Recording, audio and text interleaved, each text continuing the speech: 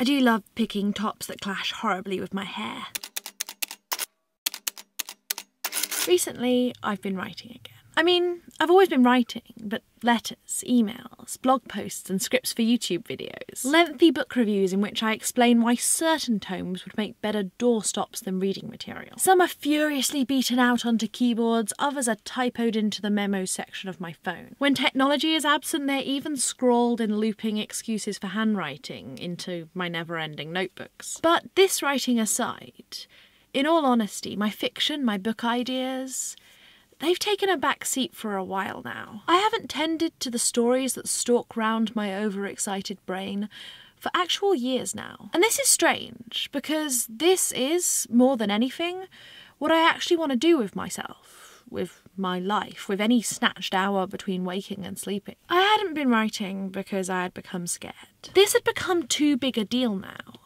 All my hopes of being a successful, happy person rested upon it.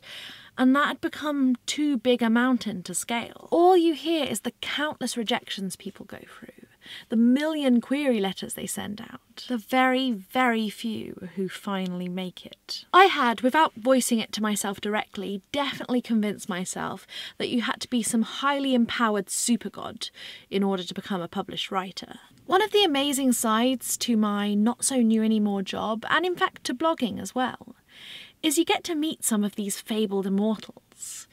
Authors who have booked and agents who deemed them worthy to book. And I have broken my years of writer's block by the very simple fact that they have encouraged me to write. I spoke to Taryn Matheru recently, newly crowned author of The Novice, who told me incessantly not to read his book, which only made me really, really want to read his book. But he also told me with all adamancy to write myself, if that's what I wanted to do. At another thing, at a launch party, I spoke to an agent who had worked on many great books that I absolutely loved. And as much as I tried to belittle my own wheedling plot ideas, she told me that I needed to write them down, that I needed to show them to people. Both of them made me stupidly happy. Both of them realised that I'd been waiting for nothing, that I should just take up my motley band of characters and get to. I don't like to mention in polite society that I want to be an author.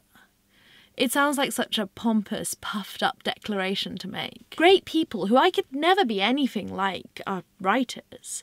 How could I even deign to think about crawling up towards their level? I'm not some poor, mistreated urchin, though. Not entirely starved of kindness and encouragement my entire life long. I have loving and supportive family and friends who've always urged me to write. But I'm pretty sure with them, if I announced I wanted to compose an operetta or become a professional ice dancer, they would also be unfailingly supportive and encouraging. In those fields, I have my eyes wide open enough to understand that their platitudes are well-meaning, but very ill-placed. They love me. They have to encourage me in whatever I want. They have to say good things about any snippet of prose I proudly march out. It is so amazing to hear encouragement from beyond my captive cheerleaders, to hear it braid at you from the horse's mouth, that your dream isn't just a dream. Or at least it needn't be. That actually the only thing in your way is you.